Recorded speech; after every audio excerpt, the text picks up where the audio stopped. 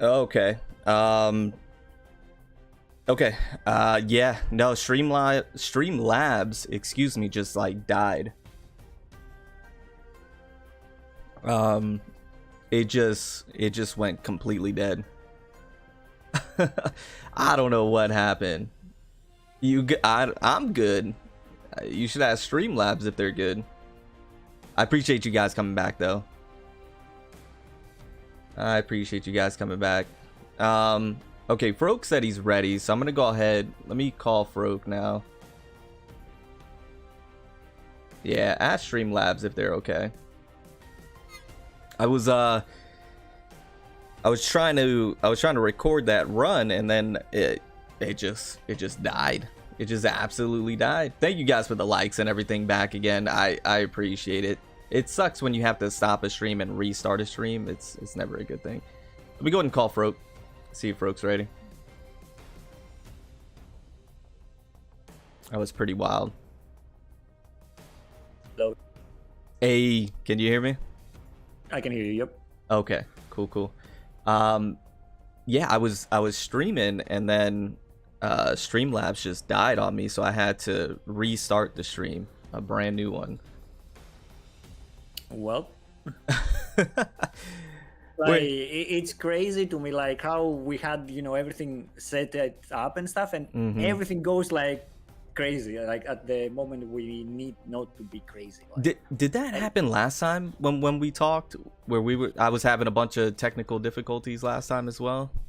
No, I think like we had. Or was everything good?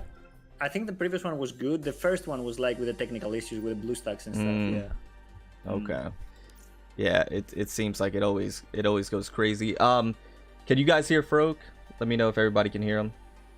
Yeah, hello everyone from further stream. What's up? If everyone can hear me. Also, people in my own chat, tell me if you can hear further in the call. Hello. Nova, what's going on? I appreciate you being here. Oh, you're a fellow Aether Gazer creator as well. I gotta look you up. I didn't know.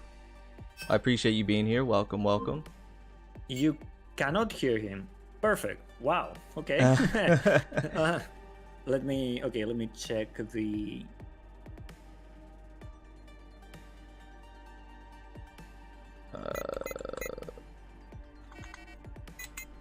Nova. How about? Can you still hear me further? Yeah, I can still hear you. Okay. How about now? Can you hear him now? Oh yeah, Nova. I just looked you up. Yeah. Everybody, just in case you're unaware, Nova is another Aether Gazer content creator. Go ahead and show them some love, sub to their channel, support them, as well as support Froke. Froke is an amazing content creator. Show them some support. Thank you very much for the shouts. Okay, you guys can hear Froke. Perfect. Okay, perfect. Does he sound good in relation to the music and everything? If I need to turn it down, I'll turn it down. Yeah, not blasting everyone's ears or something. Right. Okay, so while we're ironing all that out, we talked about this off stream. What I wanted to discuss with you, because I've talked to I told chat earlier that we haven't talked in quite some time, and I haven't talked to any other content creators when it well, I lied. I talked to one other one, but not on camera or anything. That was off camera. Anyways, I digress. I've talked to the community about Aether Gazer. I have my own perspective, but I really wanted to get you on stream today to get your thoughts and your perspective on a number of things, right? Because we haven't talked in a while. True. So I wanted to get your thoughts on the few topics, and once again, we talked about it earlier. It's the new Buzenbo, which is perfect because the PV just dropped, which is amazing timing. Truly amazing time. Yeah. I wanted to get your thoughts on Aether Gazer as a whole, the state of it, and I also wanted to get your thoughts on global, how they're essentially, it appears, condensing things, and then some other topics as well that I wanted to talk to you about. So yeah, that all sounds good. Yeah, for sure. Okay, perfect. So the first thing that I did want to talk about is the new Buzenbo. Right. her in of herself, you know, what do you think about her, how she looks, her skills and all that? I don't know how much you've seen in terms of like her gameplay, but also let me know what your thoughts on the PV if you saw it.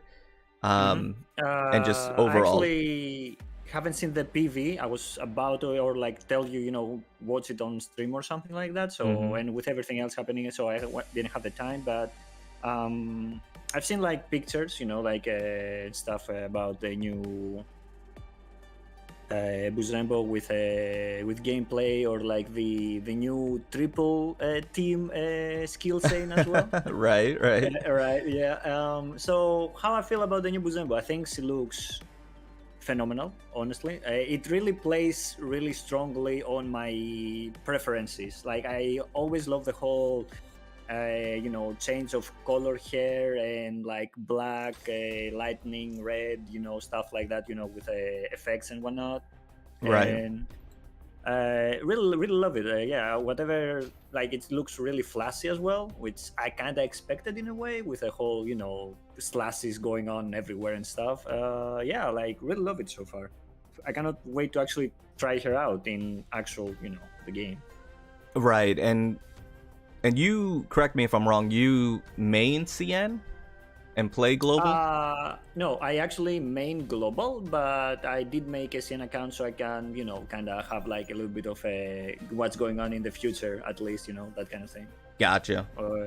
I kind of like, I kind of got swept by the hype in a way, honestly, because I was kind of hyped to, keep playing Aether Gazer, or play more of Aether Gazer, and I wanted like kind of another account, and instead of like making another global account, I'm like, you know what, let's try to make a CN account. And it was kind of perfect moment, because during that week that I was thinking about it, my whole Bilibili account got approved. So I was like, oh, perfect, here we go, we can make a CN account really quick. Okay, so that's how you got the CN account then. Yeah, pretty much. And it was like around the time where Izanami came out in the CN version. It was like, perfect, okay, let me get like the best DPS in the game really quick. Right. Okay, perfect. Yeah, and I've talked to Chad about my thoughts on the Buzenbo. It, once again, like you said, it's my preferences. Like, I put that video up of my reaction to the PV, and I titled it, "This is what I've been waiting for," because like, I'm a sucker for large katanas. Right. I'm a sucker for characters that essentially like transform. That's one of the reasons why I'm a big Thor fan. She doesn't transform per se, but she has that like alternate form for a second. Yeah, I think it's kind of similar with Buzenbo. Buzenbo like has a lot more into it, kind of thing. Like, it actually like lasts for a longer time from what I gathered, compared to like Thor. But yeah, like, it's like pretty much the same. Yeah. Yeah. So like what I've been stating is that when she changes that form, to me it's very similar to like an install in a fighting game. So like you do a dragon install or something like that, right? Yeah. Because it's a transformation for a time period that switches up the move sets, makes you stronger, things of that nature, and that's what it appears to me. Because then I have to look at the gameplay once again, but it looks like once she fills the sword bar up above her health bar, she is able to do a skill that does a lot of damage, and then she transforms back to the regular Buzenbo. So all of that for me is just it's just right up my alley. But I'll let you watch the PV. I don't want to spoil anything, but there's some pretty epic moments in it. But yeah, so it seems like we have the same perspective on Buzenbo, just a really hype character that we're excited for. Yeah, 100%. I'm really excited for her. I was excited for her for the moment pretty much they announced it during that live stream, right? Like, here's like the silhouette and stuff, and I was really excited. And yeah, like you said, like, it definitely, like, I don't know if it's kind of funny how things align sometimes. I don't know if you noticed, but the global version of PGR is having the Crimson Alpha release, right? Which is kind of like similar katana, big, white character. Oh, yep. And then you have Acheron in Honkai Star Rail, who has like the whole color scheme again that changes. I thought that was funny how they're all like releasing at like the same time. Yeah, it's like how many some things just like align themselves. I'm like, wow. Right. No, that's funny. Yeah, it's like it's kind of like a character trope kind of thing, you know, having a character that changes color or have like a big katana. It's kind of like that, right? Right. And honestly speaking, that's like one of my favorite, you know, things ever as far as like characters go, to have like an alternate form going to that. Of course, like katanas and stuff, like love the weapon choice for that too. So yeah, like what can I say? Like if anything, Buzenbo for me was like a character that I really was looking forward to. For the hype to actually like overlap or like kind of take over is like for them to show me S Verdandi pretty much. Like Right. this is like where I kind of draw the line. Kind of okay, you need to show me S Verdandi so I can get the hype somewhere else. Right. I'm with you on that. Yeah, I think we're all kind of waiting for Esper Dante to come in the game. People have been, because they, with the foreshadowing that they've been doing, I think Right. people have been waiting for that. So that in a S Basset, I really would love to see an S rank Basset in the game as well. I think that would be incredibly cool. Oh yeah, for sure. And actually have an ult chain with Anubis. I think that would be amazing. But okay, so S Buzenbo hyped through the roof. So the next thing that I wanted to talk to you about, which kind of coincides, or it's a good transition into what Global's doing right now, how they're condensing things. Oh, that there was something else I want to talk to you about as well. So they're condensing things on Global, where it seems like, now this is my perspective. Once again, I want to get yours, but from my perspective, it seems as if they got feedback from the CN timeline and how things were there, and they noticed that there were some down low patches where it was like filler and the hype would go away. And so for on Global, it seems as if for those filler patches where there's like rerun banners, or it doesn't have the main story continuity continuing, it's like a side story and then the next patch would be the main. So it looks like they're cutting essentially like the fluff off, and they're condensing the patches to make it more streamlined.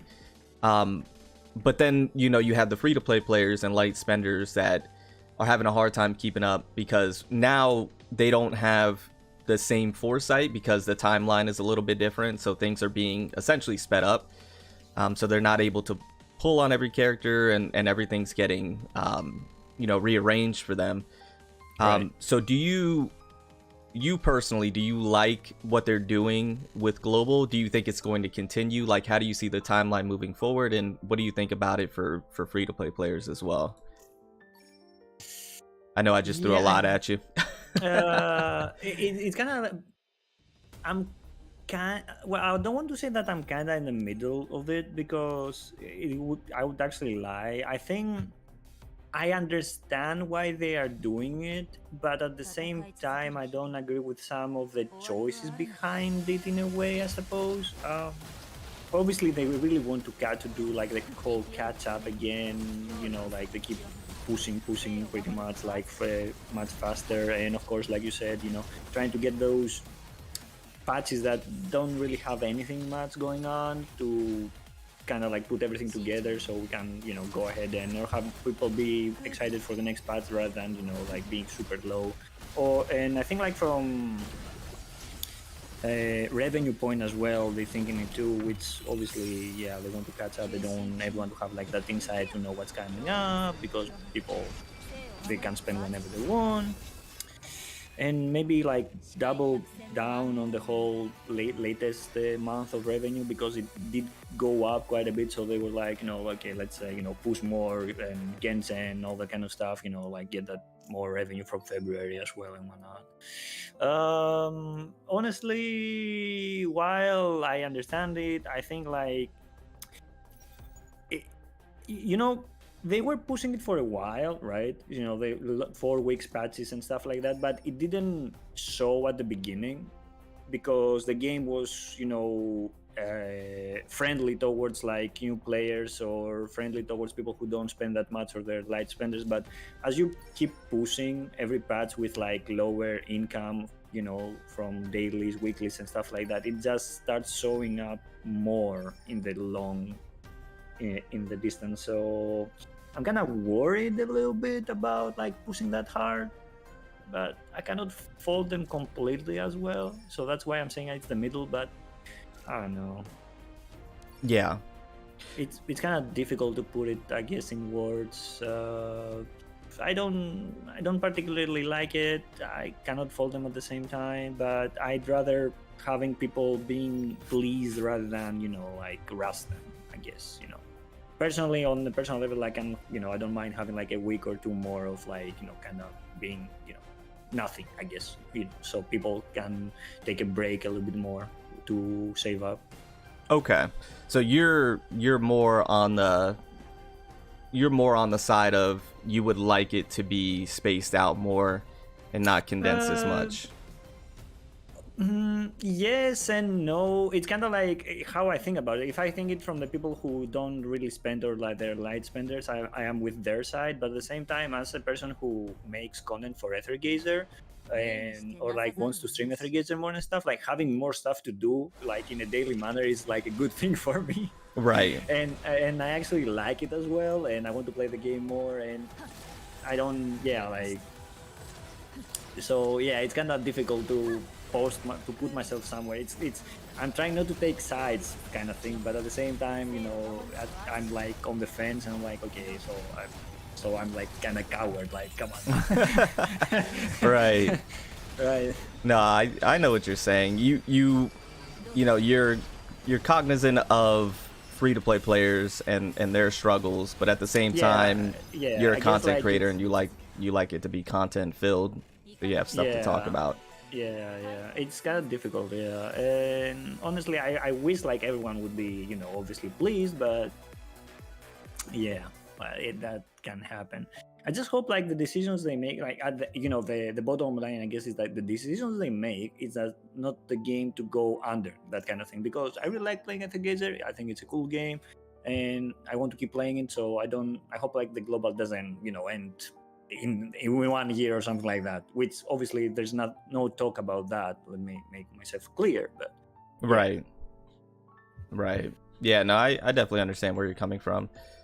With that being said, would you like global to be on the same timeline as CN, or do you prefer it to be separate? I think I would prefer it if we are the same time, because I'm getting hyped for Buzenbo now, for example, and all that kind of stuff. And Right. Kind of like it kind of like deteriorates like my hype for when new characters come in the global, which already have them in CN. Since I'm a person who plays on the CN as well, or like I can get excited for this stuff, but I played them already in the CN. I'm like, okay, I'm not as excited anymore. Right. Okay. Ace has like one patch behind, or maybe two patches behind, is like kind of perfect thing, honestly. Yeah, like if we have so like relatively like, close. Yeah, relatively close. I think at first I thought like they're gonna be like, okay, let's have it at 6 months, or like have it like anniversary to anniversary for global CN, but it doesn't look like they're doing that. They want to actually catch up. Right. Yeah, that definitely makes sense. Yeah, I understand where you're coming from, and I echo the same sentiments in terms of how they're doing things. I mean, me personally, and I've talked to my chat about this before as well, is that as a content creator, and not necessarily somebody that's free to play, I enjoy the sped up schedule just because it's always something to talk about. There's consistent content. It keeps the hype for the game continuing, whereas when it goes to a lull period, not a whole lot going on, not much to talk about. And I understand that about it. Yeah. Sure. What I think would be a nice even playing field is if they want to go with the sped up condensing of things, which once again I enjoy. I just wish that they compensated accordingly. So for example, provide more premium currency to compensate for the sped up schedule, or resources as well. Like the resources, for example, Lu Liang's coming out next week. I'm gonna have next to no resources to be able to build her up. I could barely build up Gung Chen right now. So I just wish they would maybe rework the resources to be able to handle the sped up schedule. I think that's another thing that people are not too happy about, is because you're Right. gonna speed things up and that's great, but we don't have the resources to be able to compensate that, and then also Right. the premium currency to be able to compensate that. Um, I would prefer, I like, once again, I like the sped up schedule though. I would like to be on the same wavelength as CN, so that way when things drop like Buzenbo, the hype is for both. I think that would be great, not only for hype levels and everything like that, but also I think, to be quite honest with you, with Aether Gazer's revenue, I think it would increase their revenue to be up on the same schedule. Once again, I feel so too. Yeah. yeah, once again, free-to-play players will suffer, which is unfortunate, and light spenders will suffer, which is unfortunate. But there's also that realization. This is with, in my opinion, with every gacha game. If you're a free-to-play player or light spender, you go into it with the understanding of knowing you're not going to be able to get every single character. It's just not realistic because you're free-to-play. And so that's going to happen. You just, with Aether Gazer, has been fortunate enough to know what's going to be coming. So you've been able to plan accordingly. But with most gacha games, that's not always necessarily the case. Right. So, I mean, that's my whole thought process on that. No, I think you're right, and I think like another thing, I'm 100% like with you on that one. Yeah, for sure. Like how you say it, like it's that. Yeah, I completely agree with you on that one. Yeah. Okay, so we talked about Buzenbo, we talked about the condensing of global, we talked about catching up to CN and things of that nature. So the other thing that I did want to talk about is your thoughts on the current state of Aether Gazer. And what I mean by that is, right now, currently, for both global and CN, excuse me, do you think Aether Gazer is in a good spot right now? And chat, you can get in on this conversation as well. Thank you guys for the 15 likes, 40 of you here. I appreciate it. Get in on the conversation in chat. I want to see what you guys have to say. What are your thoughts, Froke, on the current state of global and CN Aether Gazer? Do you think it's in a good spot? Do you think it is, quote unquote, I hate saying it, but dying? Or do you think they're what is it called, like cruising right now and in a decent spot? What is your thoughts? I think in general the global, I'm not sure exactly on CN how they stand in general, or like what is the CN people saying for the game in general. I haven't really looked that much into it outside of like looking at the Discord when people talk about the CN stuff, because I was excuse me, because I was like sick as well the previous 2 weeks, and so I kind of was like off the radar and don't know what was going on in general. Right. But as far as global goes, I think global in general, it's I think like saying cruising is like the correct choice of words. Like they just like they kind of like hit a really high thing at the beginning. They went super low after it because for the characters that were coming and everyone was waiting for 2.0 and all that kind of stuff. And now they kind of like went up again from month to month.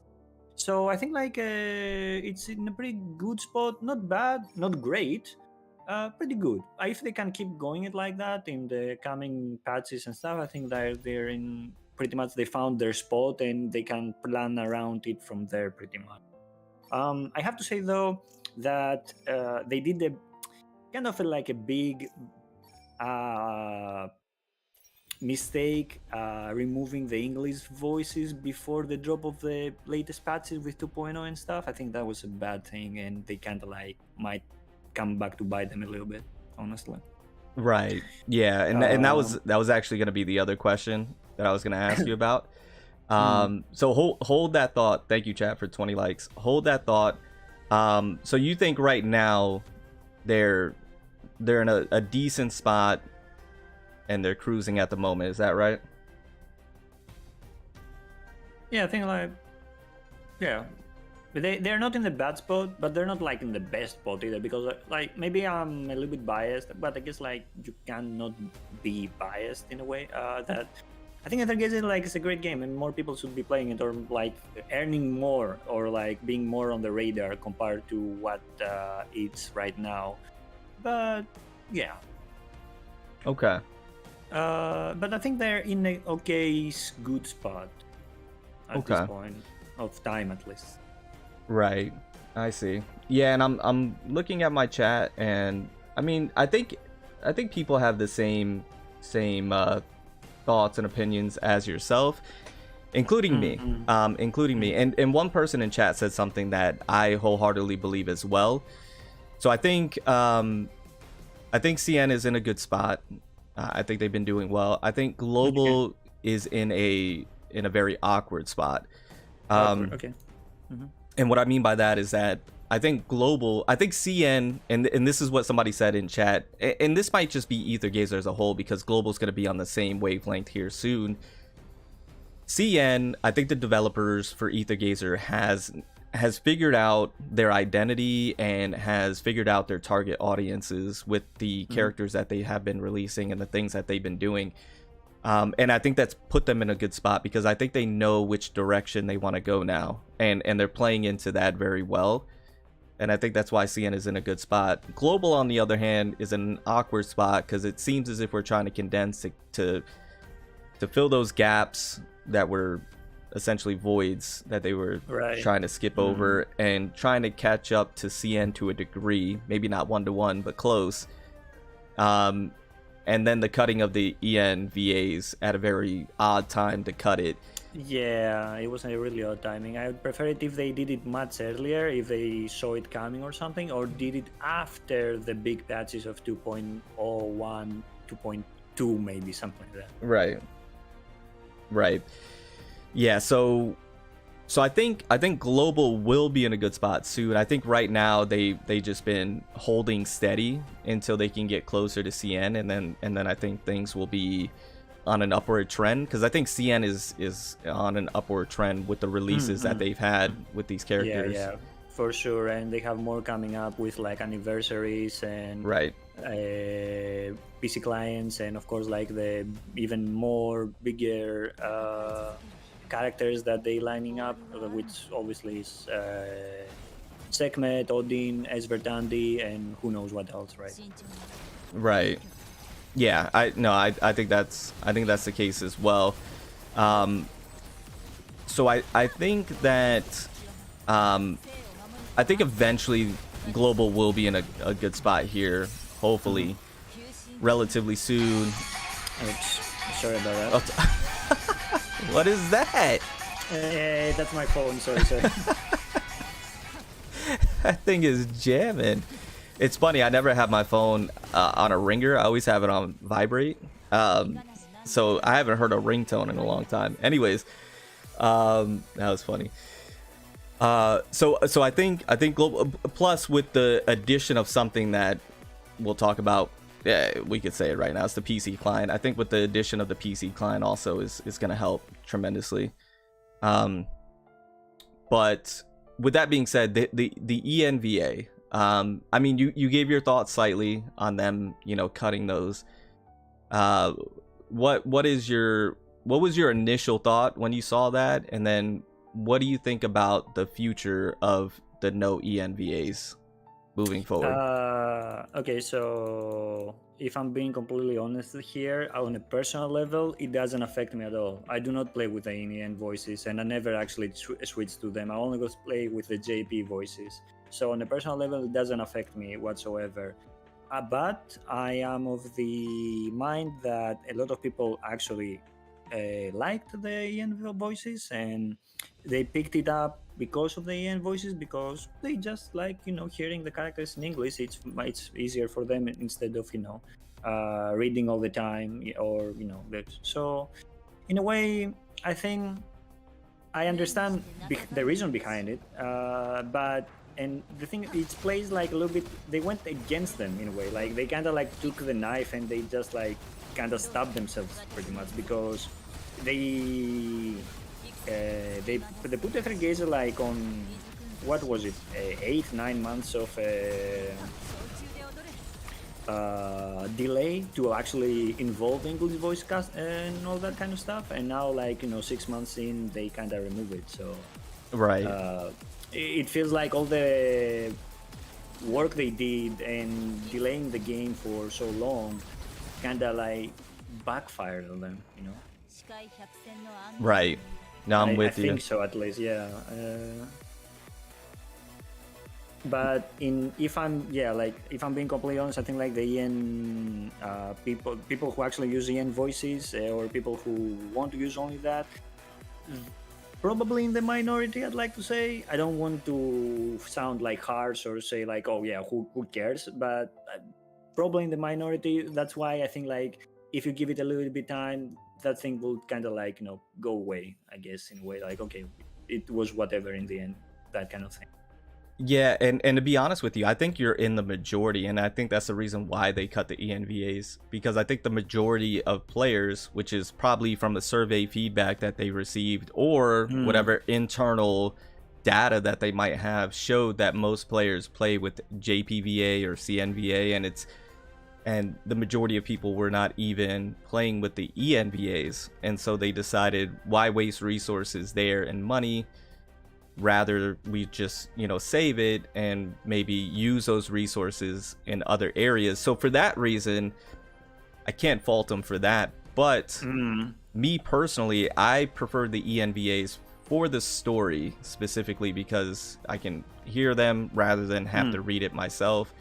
Right, yeah. Completely understandable, honestly. Like I'm a person who, when it comes to voices, how I see it or how I go about it, maybe because English is not my mother language, right? English is my second language, right. So I don't have that kind of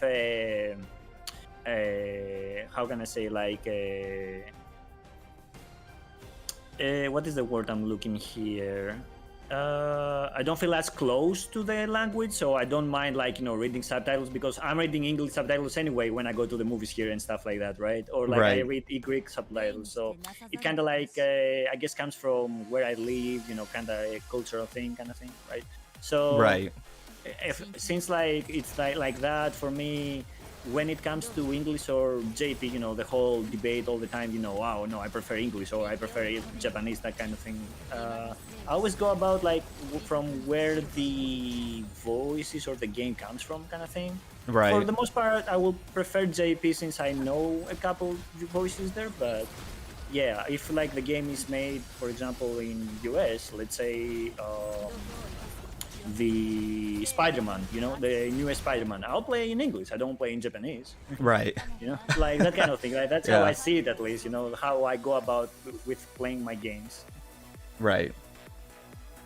Yeah. No, I agree. And I agree with what you're saying, 100%.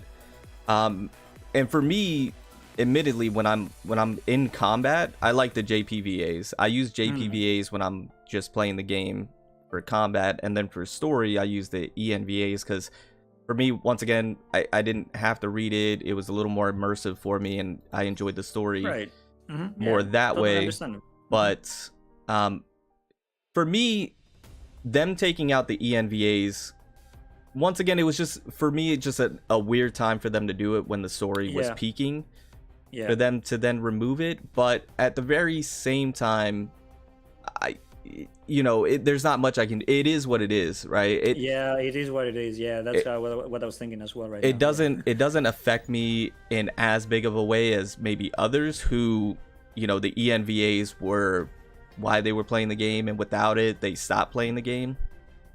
But other people see that them cutting ENVAs meant that the game was in a bad state and not doing well. What are your thoughts on that? What was the question again? Sorry, I kind of blacked out at the end. No, that's okay. Them cutting the ENVAs, some people in the community think that's because that's a sign that the game is not doing well, maybe on a downward trend in terms of like revenue, and that's the reason why they're cutting the ENVAs. I wanted to get your thoughts on that, and what do you think about it? Honestly speaking, I think that's a take that it's very logical to make. Obviously when you cut something from the game that you might not need, like obviously that goes back to maybe they need to make more money, so having the English voice casting actually costs them more than what they need for servers, for content, for whatever and stuff like that. It's a take that I can understand why people saying it, but at the same time, I don't know. I think they just like you said earlier, they got their their internal like stuff and whatnot, and they saw like, oh, people don't use that or they don't do that, so they kind of streamline everything in a way that, okay, yeah, we want to save money, but at the same time, it's not like we cutting completely everything and whatnot. Right. So because at the same time, I don't know, why not cut everything not being voiced at some point. Right. I guess. Then I would say like, yeah, they're really having problems now. Right. But yeah, I don't know. It's a safe take to say. I understand it. Yeah, I would think about it too. I guess like we'll see in the coming months if that's the case or not. Right. But, Okay. Yeah. Okay. Well, that makes sense. So you're more on the side of we'll just see how things are. Yeah, I think like I personally I think the game is doing okay, so I don't think it's in a bad state or anything as far as global goes. But if they think they need to cut corners, well, I guess it is what it is again, right? Yeah. And honestly speaking, from everything, yeah, the first thing that comes to mind would be to cut the English voices, honestly. Right. Since like they having the JP voices anyway for the CN version, so the extra thing that they were doing for the global was the English voices, honestly, and the translations, right? Yeah. So yeah, I guess we'll find out eventually, but I hope that's not the case. Honestly, they just felt like, okay, people don't really use it or it cuts in our earnings, so we need to streamline some stuff. Okay. No, that makes sense. Yeah, I agree. Them cutting the ENVAs, for me it sucks. Yeah, I think it sucks as well. Honestly speaking, I think it sucks as well because I can understand people liking the VAs and people wanting to be immersed with the English voices and whatnot. It sucks. You cannot go two ways around it. Maybe personally it doesn't affect me, but that doesn't mean that it doesn't affect other people, even if it's the minority. Right. I agree. Yeah, and like you said, and what I like to say as well is, it is what it is. The story I just won't be as focused on, except for like certain parts. Right. Yeah. But story has never been a huge thing for me in games. It's right. mainly been more characters and combat and gameplay. So, but yeah, I want to get your thoughts and perspective on that. Okay, so we talked about the Buzenbo, we talked about the state of Aether Gazer and global condensing there, and then we talked about the cutting of the ENVAs. The other thing that I did, hey, Merry Christmas, Happy Holidays, thank you, K Gedberg, for the sub. Welcome to the FPG fam, I appreciate it. My notifications haven't been working, so that kind of took me through a loop there for a second. Now if they are to if they are to, let's say, reallocate those, let's say for example they spend X amount on the ENVAs and now they cut those to put it elsewhere, you personally, Froke, where would you want those funds to go? And it could be a couple of different things, it doesn't have to be just one, but where would you prefer them to focus on with those funds? On a personal level, I want those fans to, if they are like actual fans that they can make a difference, that is. I'd definitely be saying PC client. Okay. PC client and more. Sorry, my doorbell is ringing. I'll hold that thought really quick. Okay. Chat, same question for you as well. Where would you hold on? Ethan's doing the whole most. where would you want those funds to go, or where do you want there to be improvements with Aether Gazer as a whole? Like, what would you want in Aether Gazer? I saw people talking about co-op. I saw people talking about PC client. What would you get? Personally, I would love co-op. I think co-op would be fantastic in this game, and something that can bring the community together as well, if done right. So I would personally like to see that also. Co-op and PC, yeah, definitely PC client. Co-op raid boss, that would be dope, right? Definitely. I think co-op would just bring the community together in ways that it's not right now. I think that would be fantastic. Oh no, you're good, man. You got anything going on? You just, you know, you dip whenever you have to.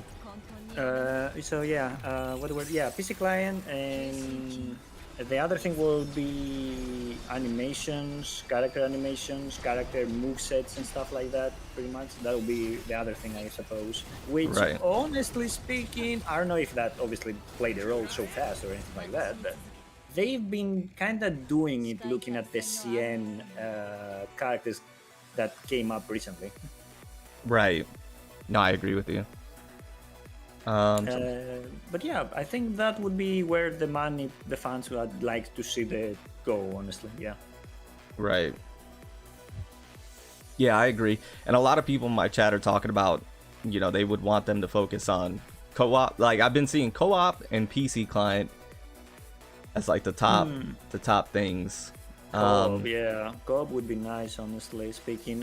Which they brought it in for an event and they haven't show it again after that, honestly. So I don't know what if they're cooking something, or like they thought maybe it's not on the ready yet kind of thing. Yeah, what was the, because somebody said there was co-op on the CN side. Yeah, it was at some point. I don't remember which version was it, but I remember. Did you get a chance to play it? No, I wasn't in the CN version yet when it dropped. I wonder if I could look up videos on yeah, there co-op. should be something. Yeah. Because I didn't really get a chance to see. Oh, you know what? I remember. I think it was around like Ying Zhao, when Ying Zhao dropped on the CN side. I think that's when. I think you're right. Yeah. They were first talking about co-op, but I just didn't see anything on it. I might have to look up some videos. Zaki has, but it was laggy. Okay, 2.3 was co-op. Yeah. Well, honestly speaking, I can understand it being laggy. If they're not in the CN version, like you're trying to play co-op with people from the CN, and you're like, I don't know which, you know, part of the world. So, right. Maybe they're just trying to optimize it, possibly. Maybe, yeah. It would be nice to have like co-op though, like actual co-op stuff, like, you know, make a team and go into it, fight some bosses or something, yeah, or enemies, a horde or something like that. They're working on the connection between players. Okay, Bleep. Okay. Parry. A parry system. So they have, and correct me if I'm wrong, Froke or chat. There's certain instances where there is parries, like so parts of a story or like an event has, but they don't have specific characters in the game that can parry. Outside of like a counter, like Izanami can counter, obviously. Yeah. Outside of Izanami, there is a Lu Wu that came out that has a parry to her normal attack as well, but it's not a dedicated parry system kind of thing, right? Right. They have parry in certain bosses where it lights up like a golden kind of sign of where when you do a whatever skill or attack, pretty much it will parry them and you can actually dish out damage kind of thing. Right. But I think they need to work a little bit more on it, because it's kind of weird with some attacks depending on who you're fighting, honestly speaking. You know what would be cool, Joe? I'm sorry, Joe in chat said if they implemented a combat system where you can switch between characters but with a twist. I think what the twist would be, and I think this would be incredibly cool if there's any Yongshi, Yosar developers watching. I think what would be cool is, you know how Final Fantasy VII Rebirth, how they are able to switch characters, but it's just a camera. Like they pan over to that like you go over to that character. Right. You know what I'm talking about? I get completely what you're talking about. So what if they implement something like that? So like for example, on my controller, I press up on the directional pad where you would normally do their ult, but it switches you to that character wherever they are. They could be on the other side of the stage, and you just switch over to them. Yeah, that would be awesome, honestly. You can switch out on the fly, and yeah, like that would be awesome. I don't know if they're gonna have it like as a complete combat system for the whole game, but I wouldn't mind building a game mode around it, honestly. How we have like Chasm or, you know, Distorted Dreams or the other game modes pretty much. Would be kind of cool to see. Right. I think that would be incredibly cool. Yeah, it was a missed opportunity for Buzenbo, the new one, not to have a parry mechanic. I think that would be a very interesting, different take than, you know, how all the other ones are, where you switch the character out like a rotation type of thing. This one you'll actually, because they're already out on the field with you, you just move to them. Or the camera moves, you pan over to them. Yeah, it's kind of like it's either that or it go, you know, the camera moving on to the character that you selected, or being the other way around where you press the button and you kind of switch character, you know, a switch in, switch out kind of thing. How, for example, Honkai Impact has it in a way, I guess, right? Right, exactly, yeah. Like most games, you know. Yeah, most games, yeah. They have PGR, yeah, like PGR has that as well, and I think that's why Aether Gazer went with the route of having, you know, the other teammates on the field with you. Yeah. So it'd be cool if you could like switch to them while you're on the field as a different take on being able to switch characters. Right. I think that would be interesting. That, yeah, and then parrying would be cool. I would love that, for that to be a skill based thing, to where you have to time the parry and be proficient at it. And not every character has to have parry. So like some characters can have the 0 time and they don't get because I think that would be a little too OP if one character has 0 time and parry. They need to kind of balance things out a little bit here and there and stuff. Yeah, so like if a character is gonna have 0 time, then probably don't give them the parry. But if they don't have 0 time, then their thing can be the parry. And I think that would be incredibly cool.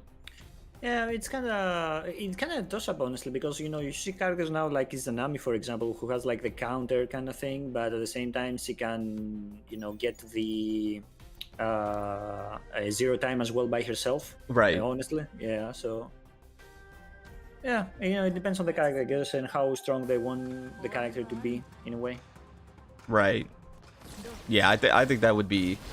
I think that would be incredibly cool. So like, for example, if they, you know, cut the ENVAs and that gives them a little extra revenue to be able to do things. It looks like the overall consensus would be PC client, a very good form of co-op. So like raid bosses, guild bosses that are unique co-oping in. And to implement unique mechanics. So parries, being able to switch between the characters in a unique way. And giving the characters, which you said, you know, the new characters that are coming out, it seems they have been focusing on their gameplay and making them very unique and different. Yeah, like from the effects that they give them and the moves they have and stuff, like they kind of like, you know, give them more and more and more. Like, for example, we started with Izanami, you know, being like flying around and stuff, and having like the extra character around your character too. Right. And then we go to Kaguchutsu with like the flame blades and like the constant like slashes and stuff. Yeah. And after that you go to a spear character, which I don't think we had a spear character in the game with you. Yeah, well, I mean, some people might say Shu is it's kind of right. It's I don't want it's to more say of like it's more like a javelin, I think, than like a spear per se. I mean, it might be a spear, I don't know. Well, I guess like I'd have to take a look again. Tomato, I guess. But Right. the thing is, like, I'm laughing a little bit because I don't want to say it, but it's kind of like SU. Everyone forgets about this. Everybody. I forgot it too. No, it's true. It's true. But listen, they're gonna come out with a new shoe, I believe, and I believe too. Yeah. and I think they're gonna hopefully. make her OP because of how forgotten this one was, Yeah. which is unfortunate. But It's called the Lance. Thank you. There you go. That's Lance, the word. that's what it is. Yeah, that's what the word it's called I the was missing. Lance. Sorry. Yeah, there you go. sorry. Thank you. Yes. Thank you. Yeah, sorry about that. Yeah. Jeez. Like I said, English is not my first language. I forget some words here and there. English, my first language. I just forget sometimes. Yeah. In general. I forget my own. Like, it's crazy because many times I have to speak in English more than I have to speak Greek. Right. So there's certain words that come to me in English before they come to me in Greek, and I'm like, what was the word again? Right. Man. But yeah. Anyway, yeah. From Lu, and then you have Zimming that came recently, which has like all that over, like, I don't know how even to call it. Like, it's crazy how the moves go around, like having a constant stream of attacks and stuff and whatnot. Like, it was crazy. Right. No, And of course now Buzenbo, yeah. Yeah, and then Buzenbo. Yeah. No, very true. Oh, go ahead. Something that I wanted to actually, in the whole, like, animations and stuff, and I think maybe that's what they want to push more going forward, is that finally, after 2 years, you would say, we have the second triple ultimate skill chain. Right. So maybe, well, not exactly the fans from the end voices, but kind of like, they thought about it and they, let's push towards that direction, having like more triple ultimate skill chains kind of thing, No, and I think, no, you're right, and I think that goes back to what I was stating earlier about they are now, nailing down their audience, and they know their target audience that they're going after. They know, I think, what the community wants as a whole. Because let's be honest, that ultimate, the triple ult chain, one, everybody likes triple ult chain, but two, Jin'e's doing the whole most in that ultimate skill chain, and I think they, once again, know their target audience and what the community's looking for, and I think they're playing into that, and I think that's why moving forward, they're going to be so much more successful because they know what the community wants. They want that fan service. They want to see Jin'e doing all that, and they want the triple ultimate skill chain. It's the fan service. They know. I think they understand their audience now. Yeah. The audience likes the physics. And the Azure lane like vibes is leaking in little by little. Right, because before, if you look at the characters before in the ultimate skill chains, it was very professional. Is not the word. It was very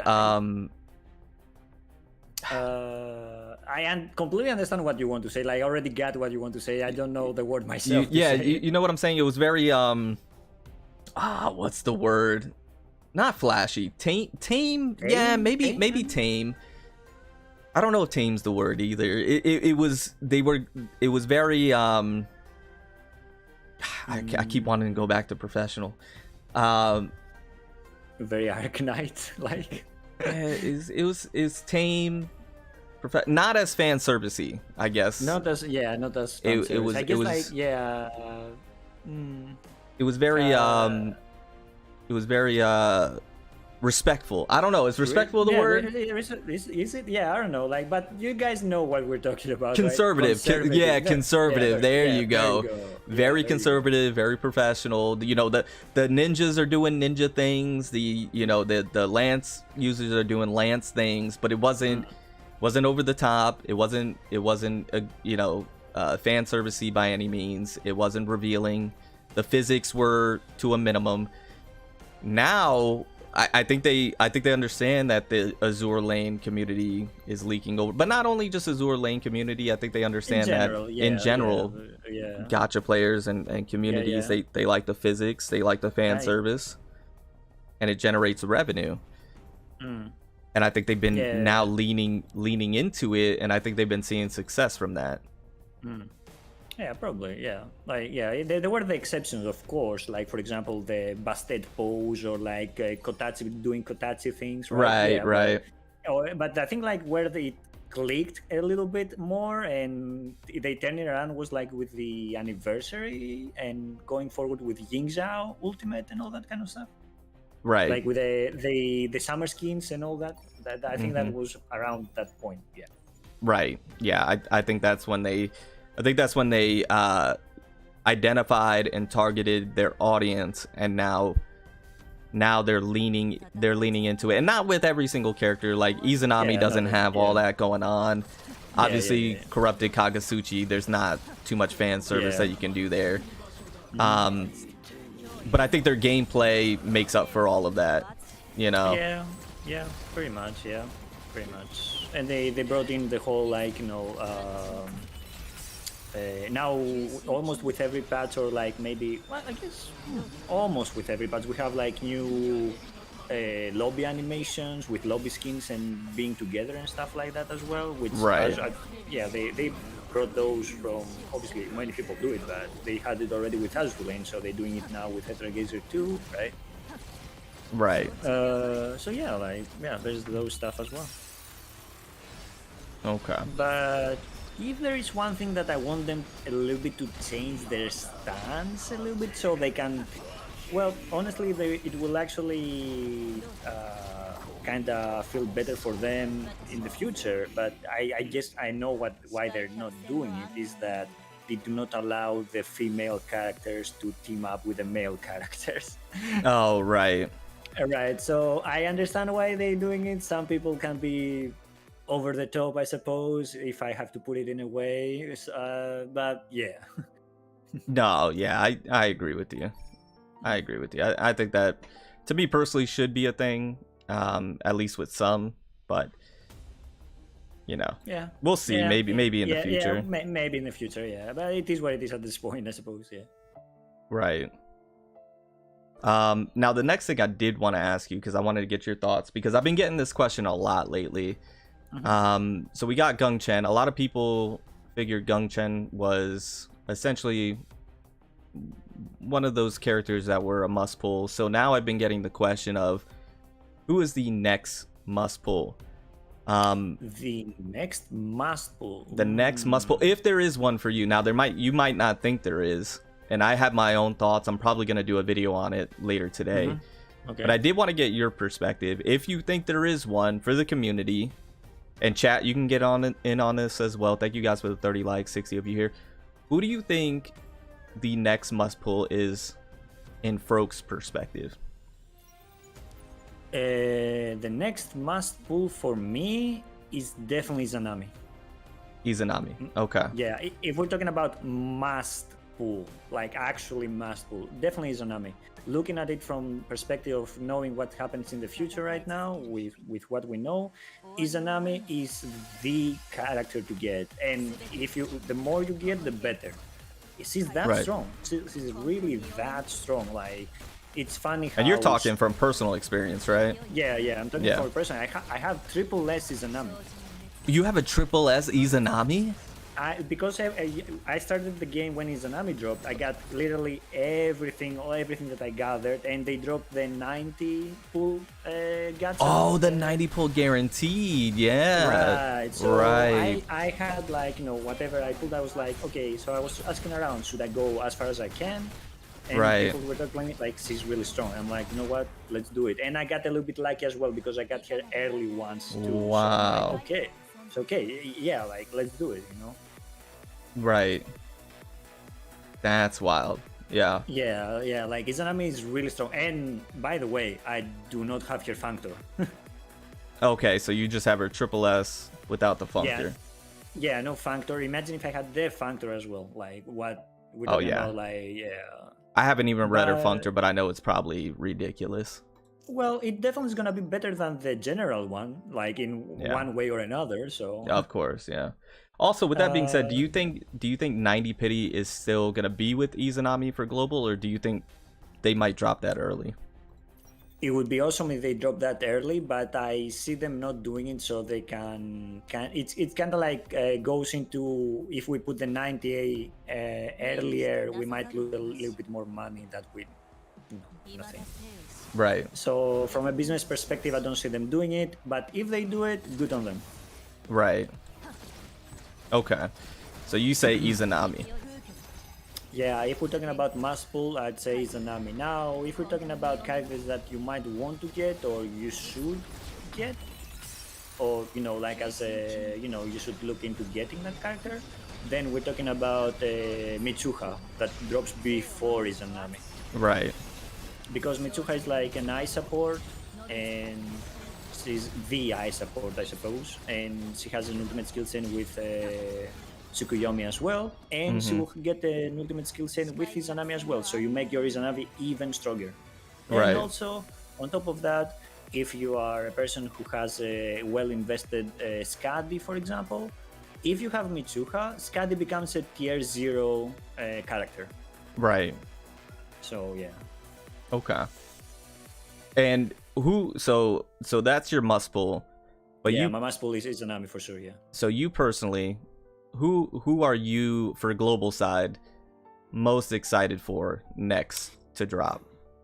The most excited at the moment I am is for Ying Zhao, because I really love her design and the whole tone fast thing and stuff. Like I really love everything about the character design behind it. It's so fun. Yeah, it's so funny you mentioned that, because when I first saw Ying Zhao, I thought she looked great, right? But I wasn't too super interested in her, just because I didn't see a whole lot of people talking about her or doing content on her. So she was one of those that were kind of like forgotten for me. But the more I have seen her, the more I'm anticipating her, and I'm actually now really excited for her to drop in the game, just because of her design. I think she looks great, and the tonfas are a very unique weapon that you don't see in a lot of games. Right. So now I'm incredibly excited about that unit. So that's the one that you're anticipating now. Yeah, as far as like what I'm anticipating is definitely Ying Zhao. Yeah, the thing is that it's kind of like yes, I really want Ying Zhao, but it comes with some caveats. Ying Zhao really needs her Functor, otherwise it's really difficult to play or it's not as good. And if you're gonna go for Ying Zhao, you might want to get Lu Liang as well, because win support, being in the same team as well and stuff like that. So right, it's kind of like oh boy, I definitely need to start like being cherry picking and all that. Lucid, are you asking my thoughts on Corrupted Ryuguri or Froke's thoughts, or both? I guess you can give your thoughts on them. Yeah, sure. Both. Okay, yeah. Oh, yeah, and people were asking about flame tier and stuff. Might as well, since people brought it up. As far as flame tier, I think like I thought they're gonna just like put him one patch away or something and put him in later because it was a side story. But it drops with the whole like we don't want side stuff. We want to keep pushing with the main stuff. And 4 weeks, you know what we were discussing earlier. Or they're gonna drop him with his rerun, pretty much, which he comes alongside Kaguchutsu. Right. To speak about Kaguchutsu, actually, I'm super excited to actually have Kaguchutsu in Super global. Excited, yeah. Yeah, super excited. He's definitely like a character that I play all the time in my CN account as well, because he's geared up and everything, of course, but I really like playing him as him because I really enjoy the whole get your HP down to get more damage, and the whole like kind of living at the edge because you need to be super low health, so one hit can pretty much kill you, and I kind of enjoy that because you need to be on the top of your game. Nah, 100%. I'm with you. Speak about Flame Tier. I think he's great. I think he is gonna officially drop when Corrupted Kagutsuchi drops. Yeah, at this point, that's how I feel as well. I thought they're gonna give him, a patch or something, but maybe not, I suppose. And I understand why they did it, because everyone was looking forward to going, into the 2.0 characters rather than Flame Tier. And he came out in a very weird spot because, yeah, Flame Tier can be cool. I like him as a design perspective as well, and I think he's pretty good in general. But right after him, Jinwoo drop and everything Yeah. else. Yeah. So I think it was a strategic move they made. They figure he's coming in to rerun. He's a side story. He has the ultimate skill chain with Kagutsuchi. Let's just drop him then, and then probably honestly generate more revenue that way, in my opinion. Probably, yeah. I think that was a very strategic move that they decided to make. Now, speaking about corrupted Kagutsuchi, I talked about how I am a fanboy for large katanas. Man, checks that box. He's corrupted. He has a corrupted hand. He looks incredible. But not only that, Froke, when you are charging up with him, the sound effects and the aura that is associated with him when you're doing your little charge up and you're depleting your health and you're charging that bar up and you're getting stronger, like the sound effects is insane. The boom, like, oh my gosh, it feels like it sounds and feels like you're powerful. I'm a massive Dragon Ball fan. It feels like I am powering up as if I'm a Dragon Ball character with Kagutsuchi, and the screen shaking and everything. And then once you do his skill 1 and you're just flying all over the place. I mean, and then his skill 3 hits like an absolute truck. Yeah, and you get health back. It's crazy because there was that skill 3 deletes people. Yeah, I didn't understand it. Obviously, as I play, I try to understand the skills and stuff because it's in the CN and I cannot read it. I need to either ask someone or can try some Google translation and stuff. But when I was like pressing it and stuff, when I started, trying the character in a way that I understood how to play him, I'm like, and then 20 health bars went out like that. I'm like, what happened? Where did the enemies go? Bro, the skill 3, it hits so hard. But what I will say, and I've said this from the beginning, using him, I don't think he's gonna be everybody's play style. I don't think everybody's gonna enjoy using him because it is that high risk, high reward play style, and I think people are gonna get frustrated because he does take a little more skill to use. You can't be as lackadaisical using him because before you know it, you can deplete your health bar very quickly to get that power up. And then before you know it, you're at 25% health, and then you get hit a few times, and then you're dead. And I can see people getting very frustrated with that type of playstyle. Yeah. And it just 100%. Not be for them, especially like more casual players. Yeah. So for sure. And in a way, he comes out like in between, like he's getting sandwiched between other characters that people want. So I understand if some people will be thinking a second time if they really want that character or not.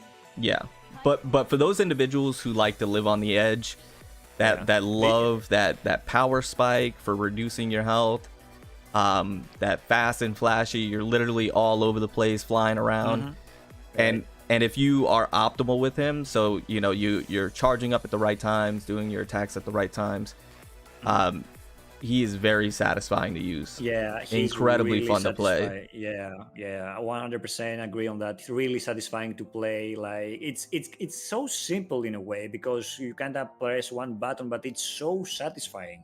I don't know what it's about it. Like it's really satisfying to play Kagutsuchi. I really like playing with him. You know what I think it is, Farouk? I just think it's because he's so different from any other modifier in the game. Like no other modifier plays like corrupted Kagutsuchi with the.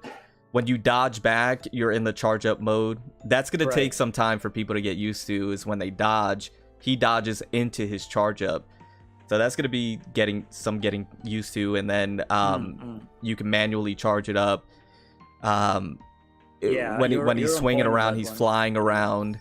Just nobody plays like him. And I think that uniqueness and how fun he is to use is what is going to draw a lot of people. But once again, that same play style is, I think, going to be off-putting to some people. But then, like you said, he is sandwiched between, what is the banner schedule? Before him was Izanami, wasn't it? I think you're right. Before him or after him, yeah, something like that. I always have to look at the Let me pull it up. I think you are right. But yeah, like yeah, totally what you said. He's unique and stuff. Like yeah, really, I honestly like. Man, so many characters that I want. It's crazy. It's gonna get definitely definitely gonna get tough. Mitsuha, Corrupted, Kaguchutsu, Izanami. Yeah, it's. Was it like that? I'm pulling it up right now. Let me see. Yeah, I want them all as well, Ace, honestly. No, seriously. Okay, so we're gonna get Lu Liang, and then we're gonna get Ying Zhao. Let me see. Ying Zhao. I personally don't think they're gonna do the Scotty rerun. I think they're gonna condense that. Then we get Mitsuha. I think they're gonna condense the Tsukuyomi and Hera rerun and Jinei rerun. Right. Izanami. Okay, it was Izanami. Okay. It was Izanami, and then Corrupted Kagutsuchi. Yeah. I wonder if they're gonna put him like the translation that I saw people tossing around, which probably is the one. We know he's corrupted and stuff, but the actual translation like Burning Heart Kagutsuchi, something like that. I actually wouldn't be upset with that. Yeah, it actually. I kind of like Corrupted Kagutsuchi because that hand gets all corrupted. Yeah, it's. Are you aware of the series, The Legend of Heroes, the RPG series? No, unfortunately not. So in those series, there is this character called Rin Sworzer, where he has the whole switch color hair to white kind of thing, but he has like another form where he goes a little bit like demonic, you could say, in a way, and he has like a similar hand to Kaguchutsu kind of thing. Like if you put them together, like okay, maybe they got the inspiration from. There's some inspiration there, yeah. Yeah. And it's another thing that why I like Kaguchutsu as much, obviously outside of the character trope of like white hair, katana, all that kind of stuff, is that it reminds me a lot of like that character, because that character is one of my favorite characters in gaming in general, honestly. Oh yeah, I've heard it called Awaken Kagutsuchi, Altered Kagutsuchi, Corrupted. We also call him in my chat at least Vizbane hater Kagutsuchi or racist Kagutsuchi. Right. Yeah, because for the people who don't know, he actually does way more damage towards Vizbanes compared to the other enemies in the game. No, that makes sense. Yeah, things are gonna get difficult here, because I'm pull it up for my chat. Give me 1 second here, chat. Things are gonna get and we looked at the banner my last live stream. So we got Lu Liang coming up, then we got Ying Zhao. Once again, I don't think they're gonna do the rerun for Scotty and Leviathan. I think they're gonna condense that with Ying Zhao or condense it with Mitsuha. Probably, yeah. I don't think they're gonna have that as a full-on separate patch. Then we have Mitsuha. And then the Tsukuyomi Hera Jinei, I think they're going to condense that as well. I don't think they're going to have that as a separate patch on its own. All those characters are amazing and quite the heavy hitters, or like really, well, I don't want to say masterful, but characters that really can help anyone's account, honestly. The ones that can, but yeah. No, I agree with you. I think they're all fantastic, right? Especially Jinei, Tsukuyomi, going to want them for the new Buzenbo, and Hera's still to this day incredible. Yeah, honestly speaking, Ace, you think they might keep them, like you think this might be a whole patch, or you think they might condense this one?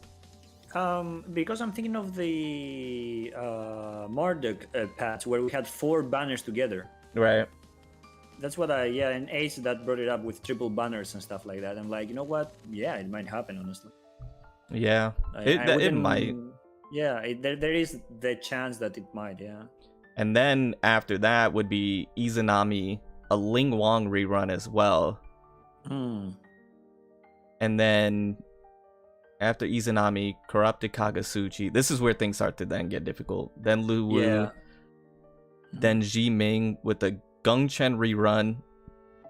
Osiris rerun. And a Meng Zheng rerun. Oh, and then Ying Zhao and Lu Liang rerun with Lu Wu. Yeah, and on Playing top of tier. that, after Jinming, we know that Buzenbo is the one coming up as well as Buzenbo. Yeah, as Buzenbo after Jiming. Right. And the That's thing is that wild. we going straight up into anniversary stuff as well, so we do not know if something else drops after it as well. Oh yeah, something big. Yeah, Something hype, something big. Yeah, I'll be surprised if they don't drop or something, honestly. Yeah. So chat, if they condense things, for example, the Scotty and the Tsukiyomi stuff, if they condense things, realistically, we're not that far off Yeah, honestly speaking, from we're CN. not. Yeah. We're talking about maybe 4 patches if they condense things. Yeah, if we keep going with the same speed, then the CN version keeps it as it is, or like kind of extends it in a way, you could say. Yeah. Yeah, we're not that far off, honestly. All things considered. Yeah, no, I agree. Odin, honestly, Nova, Odin might be anniversary. I guess it depends on how Perfect time for S shoot. Either Odin or it depends on the story, honestly. Yeah, the story, yeah. New S shoe. I would love a new S Jin, to be honest with you. I think that would go crazy. I would be down with, like, everyone getting an upgrade kind of thing. So I would be down for anything, to get an upgrade or another one from the character. The thing is that depending on how the story goes and kind of maybe what they want to do, because we kind of If 3.0 is Esper and Odin, that would people would lose it. Thank you, Umkar, for the sub. What is financial responsibility?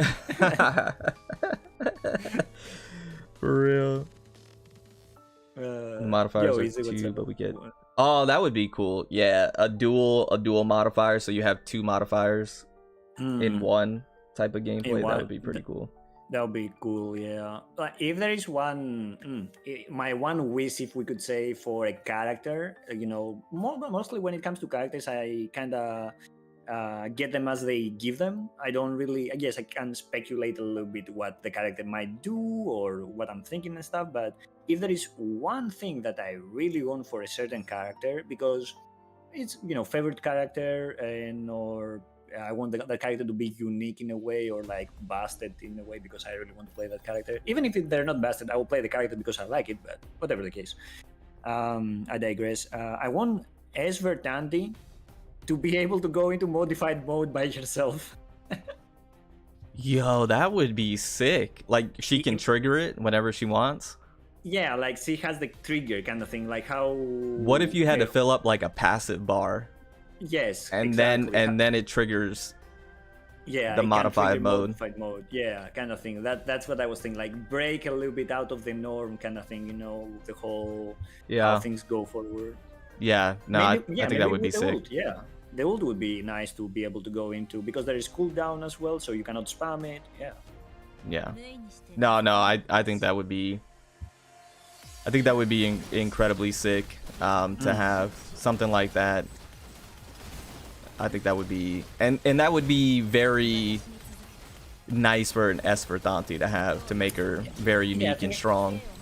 If not Esper Dante, maybe Odin, like keep it to the characters that they are super excited people to have, kind of thing. So I can understand if either of them gets it, kind of thing. But they keep getting the unique characters, gameplay perspective going forward with its release. So yeah. Right.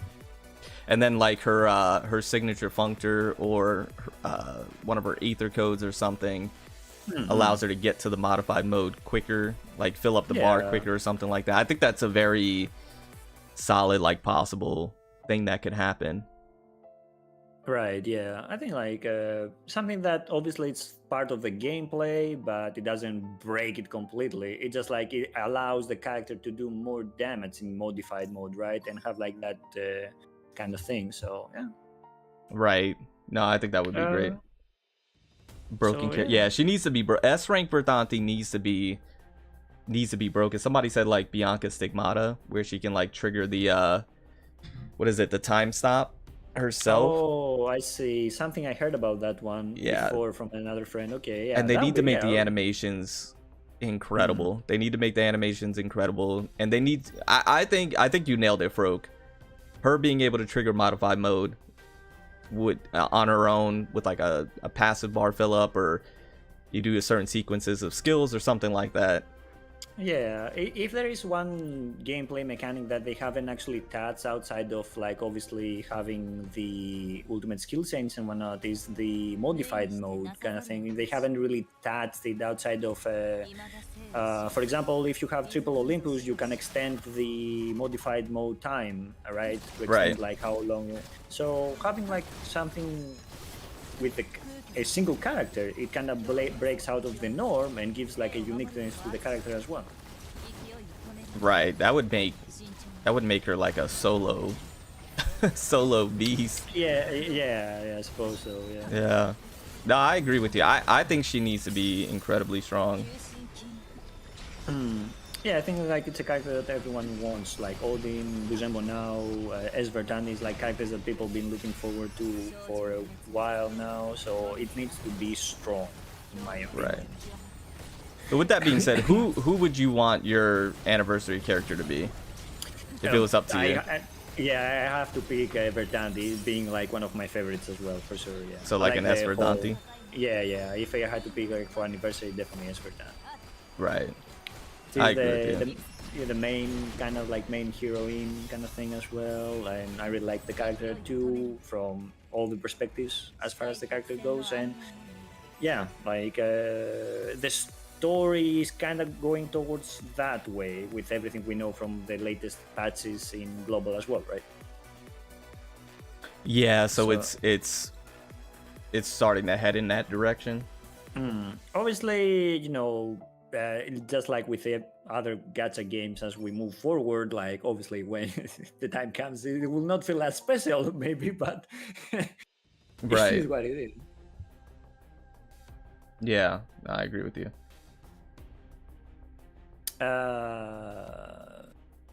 Yeah, people bring in other characters' names as well, and I'm like, we have so many characters that we've heard their names, but we have no idea what's gonna happen. After 2.4, is Ver not on the main story? Yeah, I was gonna ask you that because I don't know. I can answer that, but I'm worried that people don't want to know and want to experience it themselves, honestly. Okay, so no spoilers. Yeah, I don't know. It's not really a big spoiler or anything like that, but yeah. I'll leave it up to you. I can answer that Yeah, chat. If you think it's gonna be a spoiler, maybe we should wait. The ability to shrink. Oh my god. The ability to shrink. You guys are wild. Yeah. I think that was all the questions that I had for you, Froke. That's what I wanted to speak to you about and get your thoughts on. Like I mentioned, we haven't talked in a while, so I was. Yeah, we haven't talked in a while. We haven't, sit down a little bit and just chatted and whatnot. Yeah, right. No word, guys. I'm not gonna say anything. Yeah, Nameless Dream on my chat says as well, like, don't say it. So yeah, okay. I'm not saying anything. You'll experience it yourself. You'll see. We're not really that far away anyway. Like we really aren't. like, yeah, it's like a patch or so 2 or something. So yeah. Yeah. No, it's not far off. We'll get there soon enough. Yeah. So you'll experience it yourself. All I can say that like we've been having hype patches back to back from story perspective, from all the way back to Thor patch, moving forward until the later 2 patches, I think, is it, for the Tianyuan region or something. But yeah, there's hype coming up, like 100% hype. I'm telling you right now. They said AG podcast incoming. That's something that Froke and I have talked about for a while now.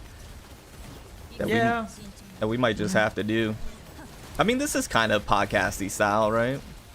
Yeah, it is. Yeah. Maybe a actual dedicated though. But somebody Joe wanted to know which gen zone should Yongshi focus on later. What do you think, Froke? What would be yours? Well, they already, in the latest patches, they went to Sasvat, so they kinda went towards that direction, but at the same time they released the Yuan modes. So, Right. um, honestly speaking, Asterism or Nile, yeah, I think Nile, yeah, I think those are Nile. the two. I think those are the two that needs the most love at the moment. Because Yeah. Asterism doesn't have a whole lot going on, and they haven't had a lot going on since. Oh my goodness, when's the last time they got something? I don't even know. Marduk? Marduk? Yeah. I think it's since Marduk. And then Yeah. Nile's been. I don't think Since that Bastet? since Bastet, Anubis. Anubis? Yeah. So I think those two gen zones need a lot of love because right now Shino's getting love, obviously. Yeah, Sinnoh Tianwan's and obviously Tianyuan, been yeah, getting tons of obviously. love. Well, Tianyuan is like, it's kind of plays with the region for themselves, obviously, Right. being the China and at the same time being part of the whole story as well. Like, it kind of connects in a way, so I understand it being there. Hmm. But, yeah, like...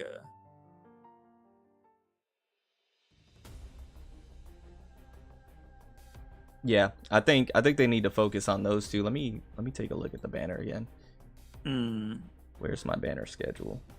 But yeah, I guess Nile. I'll go with Nile personally because we kind of like got Sasvat asterism stuff from like the locations and whatnot. So we're probably gonna get something eventually. Sekhmet, like, Yeah, yeah, I think that needs to so happen.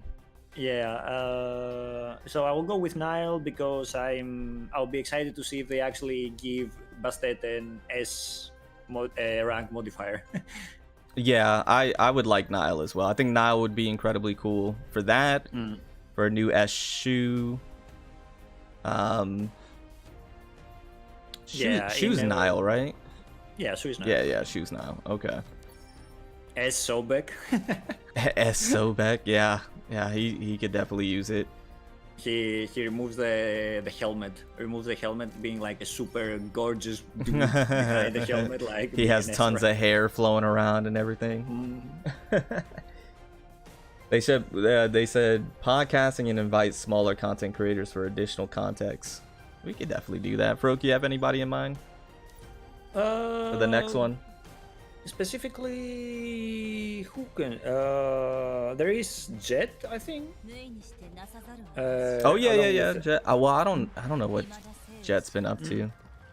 Honestly speaking, I don't really talk to many people around Aether outside of Adrock, for example, and you, and people in the chat who kind of they do play Aether but they don't really stream or do many content and stuff. Right. We'll figure somebody. We'll figure something out. Yeah. Yeah, we'll get I'm somebody down on for it. that for sure. Yeah, I'll definitely be down to do more of that in a nice schedule kind of thing. Right. And we can do more if we have more to talk about as well. I don't mind, Right. Yeah, we'll definitely get somebody else on here for sure to give other perspectives on things. With that being said, Frog, I asked you tons and tons of questions. I wanted to see if you had if you had any questions. I don't want it to seem like it's an interrogation. Did you have any questions for me or anything? No, don't think about that. Honestly speaking, it's kind of cool to answer these kind of questions and whatnot because I feel like it puts a good perspective in many things and it helps me out as well to hear other people's opinions to see where I stand on a personal level too. Nova, so, yeah, I'm sorry, Frog. I'm sorry to interrupt. Nova, I totally forgot about Nova. That just got introduced. Nova, we can get you on the next one. There you go. Nova, do you have Discord? DM me on Discord or DM Froke on Discord, and we'll get that scheduled. Yeah. We'll get that together. Yeah. Like if you're gonna DM me and stuff on Discord, just make sure that you just say that I'm that guy or that person or that from there. We talked and stuff, so I know who it is with because with there tons of messages sometimes come towards me, and they just like friend request me, and they don't say anything, or it's just a hi. And in the end, it turns out to be like, oh yeah, when do you like art and stuff? We want to offer you, like to some stuff and banners and whatnot. I'm like, man. Yeah, Nova, just DM me or Froke on Discord, and we'll get that scheduled. We'll get that together so we can have you on. Get your perspective on it. Code Leons. What is my most anticipated game, mobile and console? My most anticipated game console at the moment is definitely Final Fantasy VII Rebirth. I'm super excited to play it. As far as game mobile, I guess Withering Waves, yeah. To try out, yeah. Yeah, Wuthering Waves is gonna be a good time. What do you think about Stellar Blade? Oh, bro, Stellar Blade, like, oh my god, It looks so good, man. It looks so good. Yeah, it looks phenomenal. From the moment I saw it, I was like sold, honestly. Yeah. And anytime they released new news about it, I'm like, yeah, this game is definitely made for me. Yeah. Stellar Blade looks it looks top notch, honestly. Yeah, it looks top notch. Honestly, there's so many games that I've been playing recently, and again, I had to take a break with my sickness and whatnot. And right. I wanted to kind of finish those before like the next game, but yeah, for the people who don't know, actually, while I do like playing gacha games and mobile games and stuff, honestly speaking, I play way more when it comes to console games and stuff. I recently finished in January the newest Prince of Persia that got released, The Lost Crown. Okay. It was a fantastic Metroidvania. If you like Metroidvania, I definitely recommend it. I've been playing Like a Dragon Infinite Wealth, and I've been playing Persona 3 Reload as well. And I wanted to get into Helldivers too, because it seems everyone and their mother has been getting into it. Yeah, that's what I've been seeing as well. It looks good, I'm not gonna lie. Yeah, and of course Rebirth now and Stellar Blade later on. Yeah, there's too many games coming, honestly, and they're doing it on purpose. They're putting everything together. It is on purpose. And I don't have enough time. I know. To play everything. No, 100%. There's too much going on. For sure. Yeah, too much going on. Yeah, but yeah, there's way too many stuff. Oh yeah, there you go. Grand Blue Fantasy Reeling. I played that one too. I finished it. It was fantastic. I loved it. Oh yeah. Grand Blue. Yeah. The dancing turtle in the Wuthering Waves. Oh, that dancing turtle's hilarious. that dancing turtle's a whole vibe. There is another mobile game that's coming out in a couple of days that I actually want to try it out, but it's actually paid. It's from Hypergriff, if I'm not wrong. X-Asterisk? Yeah. I wanted to try out, but it's a paid game, actually. It is a paid game, yeah. I think it's like $10 or something. I wasn't expecting that. Yeah, I didn't realize it either. I thought it was gonna be another, gacha game. I thought it was too, but apparently there's no gacha in that one. Yeah, I mean, fine. I mean, it looked interesting, and I went to try it. It is what it is. It's a mobile game. Yeah, try it out. Right. No, it looks good. Honestly, I saw they dropped like a gameplay trailer for it. Yeah, I did check that one out. Oh yeah, I know, Yuzu. That's what I need to do. I'm trying to do that for sure. Is there still space in your guild? Yeah, I have space for sure. X-Asterisk is kind of hype purely because they're actually releasing a premium game. Yeah. Yeah, fair enough. By the way, how you feel about now that you play with Genshin and stuff? How you feel playing with her? Like it? Yeah, she's quickly becoming one of my most favorite characters to use. Okay. she's been incredibly fun, and really she's actually stronger than I thought she was going to be. I knew she was going to be strong, but and I'm when I say strong, not just her damage output, just her supporting capabilities, like that pull, that CC pull crowd control that she has it's absurd. Like, you're pulling people from across the map. Yeah, it's absurd, like you said, actually absurd. When I saw it first time, I'm like, there's no way. It's back, there's no way. Yeah, no, I pulled somebody from across the map, and I'm like, yeah, this is insanity. And it's pretty much what was missing up until this point. You didn't have like a dedicated gather CC, like Genshin. You had Hodur, for example, or some skills that could kind of like, draw them together, like Asura's skill 3, for example. Right. But Genshin is on another level.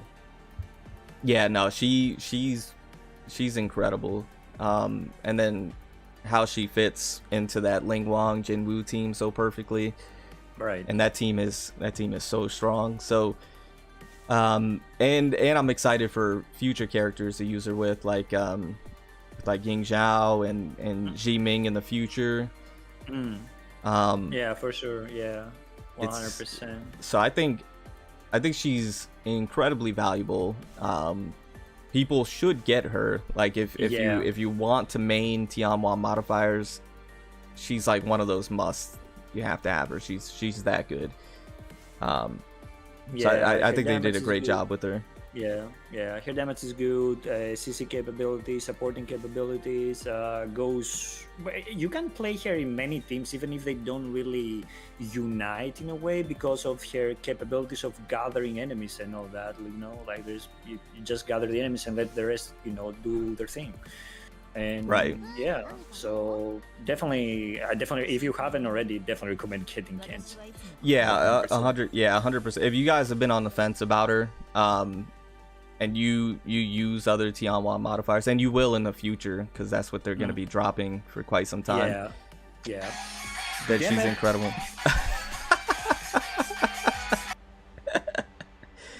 She's gonna be incredible, and yeah, damage is good. She's I would say the best CCing mod in the game. She has armor break. She does a whole lot. She does a lot. She's pretty incredible. Oh yeah, here's my new sigil set that I'm trying out. Oh yeah, you're doing like, if you have a proper team built, you're doing 12 to 13 mil casually. Like, casually. Sorry. Oh no, you're good, man. Yeah, that was Persona OST. People, yeah, it's a new song from Persona 3 Reload. The moment I heard, I'm like, okay, I need that ringtone. Yeah, no, they love it in my chat. They're loving the Persona. But yeah, I was listening to what you were saying, but yeah, I totally agree with you. Yeah, on that one. Okay, yeah, sure. Since you brought it up earlier, might as well toss the question back to you. Next character you're really looking forward to? Oh, I just saw you put Aether cast. That's a good title. I just saw it on Twitter. I was being a little bit cheeky. Sorry. No, that's good. I like it. I didn't notice. I haven't checked Twitter in a little bit. I just saw it. Oh, I'm sorry. Yeah, I was looking at that. What was the question again? What character are you looking forward to the most next for you as well? Like, kind of tossing the question you did to me earlier to you, honestly, to hear your thoughts as well. Yeah, let me get this. Where's my banner schedule? Chat, I'll let you see it. So it's very, very interesting. I think you're like me. Most of these characters, if not all of them, are incredibly exciting. For me, it was Izanami. Like, I was really, and I still am. I'm not trying to use, I feel like I'm using past tense. I'm still excited about Izanami, but she was my most anticipated. And then Kagasuchi was right behind her. I'm gonna be honest with, I think it's Buzenbo now. I think S Buzenbo is the one I'm looking forward to the most. but it's very close. There's a tie, but well, not a tie. I think it's like Buzenbo, new Buzenbo, and then ever so slightly below the new Buzenbo is Izanami, and it's just like they're very, very close together.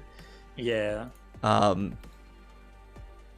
I don't know, there's something about that new Buzenbo that just feels right. It kind of like, you know, talks to you like, yeah. It's one of those characters that kind of checks all those boxes for me. What I'm looking forward to with the new Buzenbo though, and I talked about this in my video, is the skins for her. Now they have, this might be spoilers, bro. They have a skin. It's like that school skin to kind of go.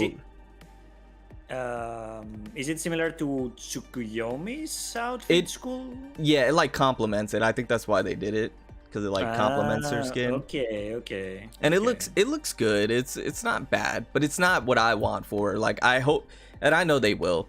I want another skin for her, but I want it to be like off the charts. Like, I want it to be like with white and reds and pinks in it to complement when she goes into her other mode, or like a gold skin or something that's just over the top. I want something there to be over the top.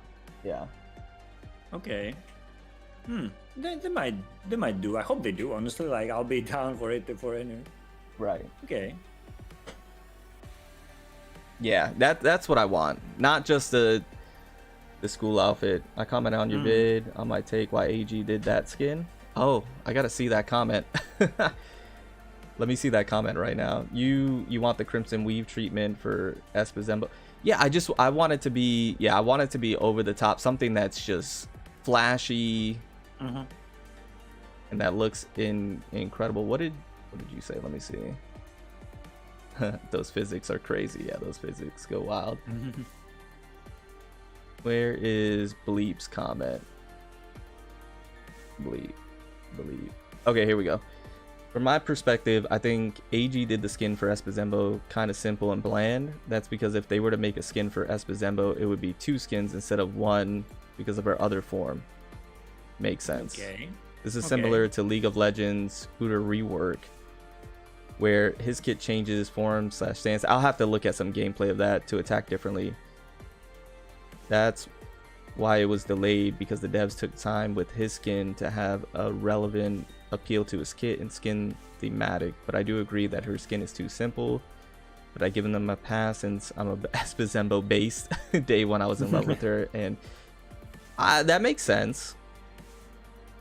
That makes sense. So you're saying that the skin is simple and bland. That's because if they were to make a skin for Buzenbo, it would be 2 skins instead of 1 because of her other form. Fair. Okay. I can see the reasoning behind it, honestly. Yeah. Summer skins. Yeah, you know it's happening. Oh yeah, that's happening. You want her to have no, I don't want her to be. You guys are misunderstanding, unless you guys are being cheeky. I don't want her to be a 1-to-1 to Crimson Weave. Obviously, there's inspiration there. That's a given. Yeah. I don't want her to be a 1-to-1. I don't want her to have a bike, and I don't want her to look like Crimson Weave. I want her, which I think she is. I think she's her own unique character for the reasons that I stated in the video. But I want her, at least if she was to get another skin, for it to be something that's, you know, kind of off the charts. And I don't even know what that would be, honestly.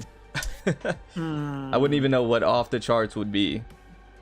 Yeah. But honestly, I would know it when I see it. Let's put it that way.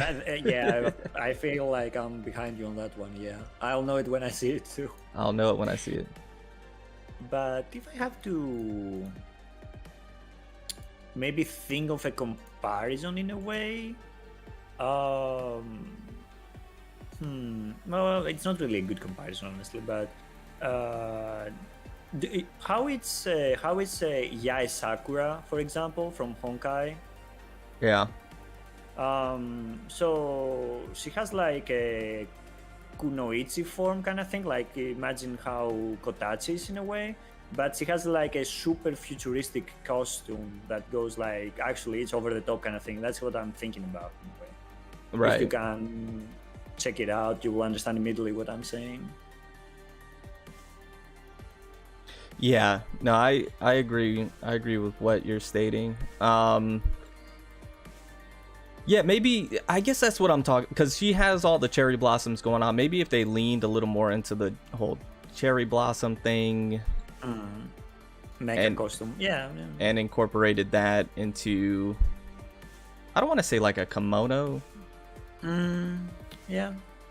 Let me see Kind if I of can. like, Let me see if I can look something up that would help me with what I'm trying to state. Right.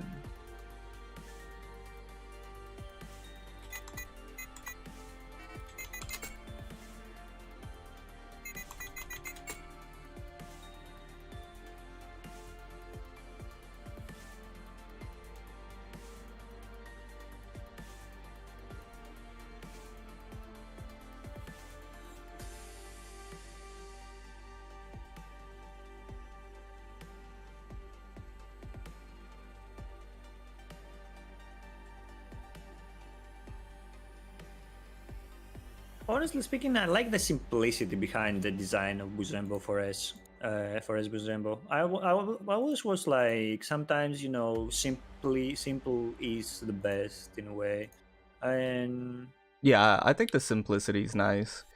I think like people might, I don't think people have a particular problem behind it or anything like that. It's just that it's been out there for so long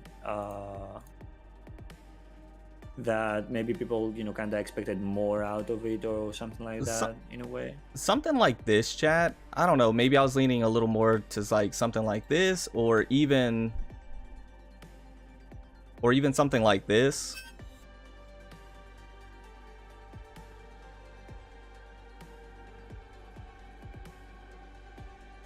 Oh jeez.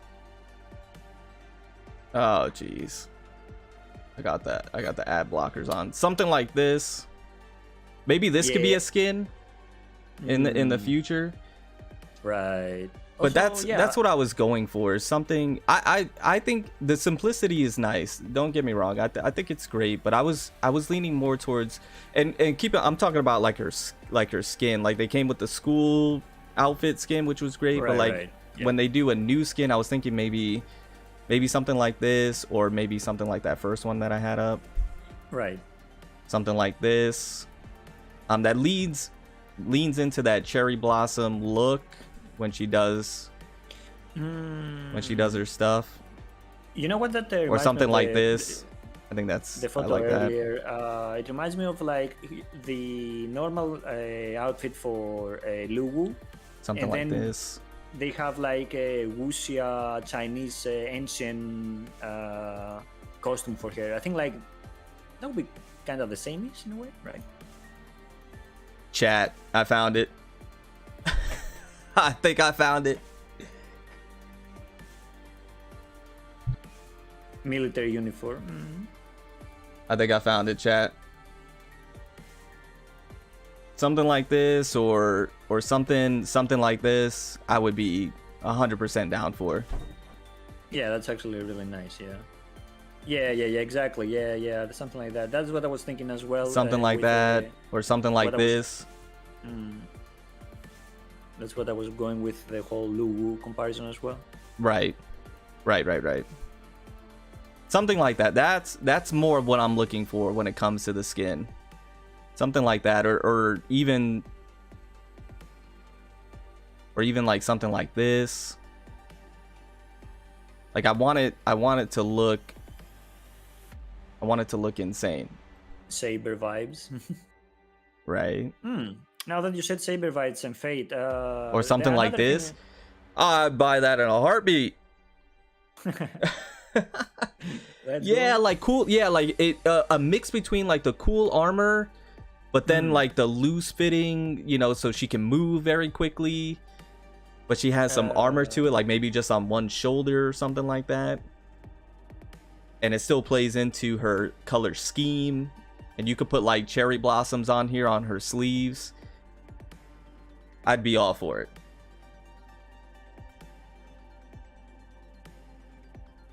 Mm-hmm. That's what I was looking for. Something like that as maybe a new skin that she gets. Right, yeah.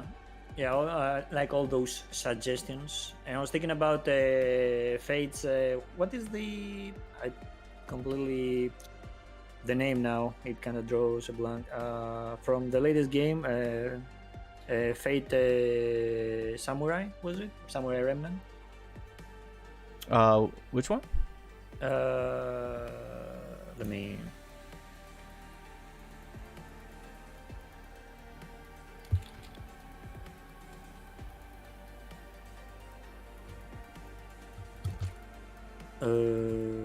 Where is it? Or something like this, chat. I think this looks incredibly cool.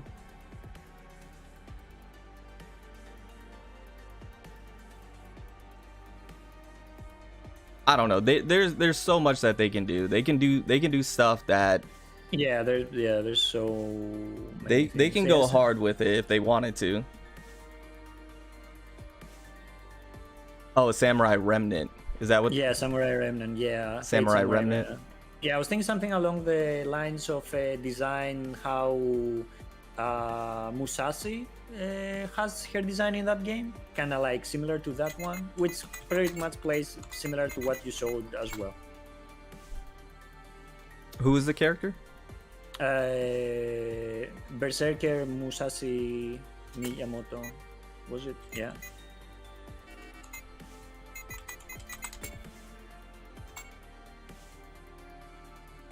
Oh. Like this character? Yeah, like this character. Yeah, something like along those lines. Yeah, all the way. Yeah, I was thinking like, that's sick. Kind of close to the ones you showed as well, right? And something like that. Yeah, but I'm down for any of those you showed as well. Honestly. No, I think that's sick. Yeah, it's like a skin, and once again, like as a skin that they can come out with, I would 1000% grab that. 1000% grab that. That Musashi look for scenery, that would actually, any from Sinnoh would go really nice for you, honestly speaking. Yeah. Yeah, that would go for either one of them, to be honest with you. But you guys are getting the point. I want something that looks incredible for Buzenbo in terms of a skin that they can do. Right, yeah. All the latest skins they showed are being super good, honestly, in my opinion. They're really cool, some of course playing some tropes and stuff as well.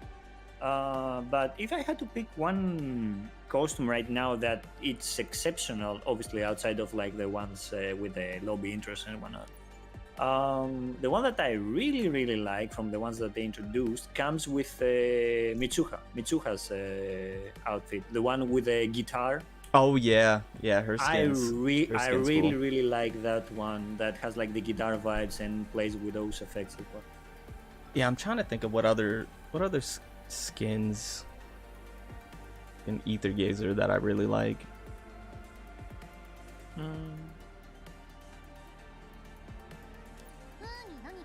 I'd have to think about it. But yeah, that one's definitely a really good one for sure. I like that one a lot.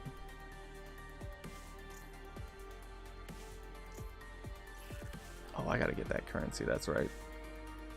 All right, Proke. Did you have any additional questions for myself that you can think of? Additional questions. I think we pretty much shared our opinions with all the questions you showed as well, which were great questions, by the way. Honestly, things that I feel like if we're gonna do in the future more, podcasts and stuff like that, or kind of like get together and talk about the game and stuff, like these are really good questions to talk with the chat in general, to share our opinions on it. Characters, costumes, new characters, I think we kind of like covered most of the stuff. I cannot think of anything else, honestly. Okay. Let me see. Somebody told me about another one. I'm just taking a quick look at. Yeah, something like that, Krisa. I think that looks good. Oh yeah, the black Athena dress is amazing as well. Oh I yeah, agree. I yeah, really the like black it, Athena man. dress. Yeah, It's great. Yeah. that one. Unfortunately, I don't have Athena. So, oh, the Bastet one is nice too. I forgot about the Bastet one. That one's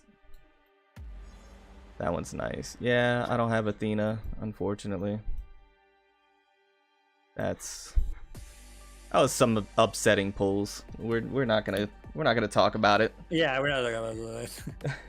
I'm in my balancing state at this moment as well. I've been going a little bit fair into the PT. Right. Yeah. No, this one I actually had some pretty decent luck. Okay, so you don't have any other questions for me, Froke, that you want to ask? Not really. I think I'm good. Yeah, I think I'm good. Okay, cool. I'm gonna get running. I gotta get going. All right. I'll get with you, Froke, and then see if we can maybe coordinate with Nova. Yeah. And see if we can get something going. I'm trying, and then I'll talk to you about some topics that we could talk about as well. Yeah, no problem at all. Right. I'm open anytime. Once I see it, I will answer pretty much. So yeah, anytime is good for me. No worries. Okay. And I say that, and then like today, 300 things happen, but normally I'm good. Right. Yeah, but yeah, it's all good. Yeah, it's always a pleasure, honestly, to sit down and talk with you. I think like we kinda vibing in the same, and honestly, and we have mostly, I feel, same likes and whatnot, and same opinions more or less. So it's cool to hear your thoughts as well. Oh, for sure, man. Yeah, definitely. All right, I'm gonna go ahead and hop off the call, Froke, and then I'll go ahead and DM you. Okay. Sounds good. All right, man. Thank you. I appreciate it. Thank you, everyone. Take care. All right, chat. So that was good. We had some good discussions, and once again, I like getting somebody else's perspective. Chat, what I'll probably do is I'll probably make a post in the community tab of my channel here relatively soon, asking you guys, what you would like to hear. I guess we're gonna try and do an Aether Gazer podcast and get Nova on there for the next one. What type of topics you guys would want us to talk on and discuss in the next one, and I'll try and come up with some things myself to go ahead and have, and then see if we can get that scheduled here relatively soon. But I think that would be beneficial. I think you guys enjoy these discussions where we just talk about the game, what we like, what we don't like, what changes we want to see. And I think it's good for developers. Once again, if anybody from Yosa or Yongshi sees this stream, it gives them an idea of what the community wants and what they can do to improve the game, and what they can implement in future patches and stuff like that, because you guys gave out some very good suggestions. Thank you for the 50 likes, by the way, that maybe they didn't even think about, right? So yeah, I think it'll be beneficial. I think it'll be good, and we'll get Froke back on board and see if we get Nova going as well. But thank you guys so much for all the support. I do truly appreciate it. I'm gonna go ahead and get on out of here. I might have another video up later today, we'll see. But if you haven't seen my reaction before I leave, if you haven't seen my reaction to the new PV, I'm gonna go ahead and leave. You could obviously check out the channel if you want, but I'm gonna go ahead and leave a link to it in here for you guys, just in case you're interested.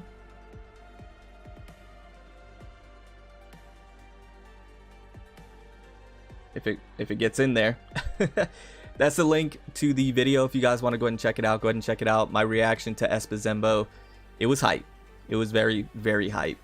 Massive shout out to Gilgamesh, by the way, for the video for the PV. Super excited about that. Anyways, I'm gonna get on out of here. Thank you guys so much. I do truly appreciate all the support. Love you guys. Have a great day, great morning, great night, good evening, and I'll see you in the next one. Bye, guys.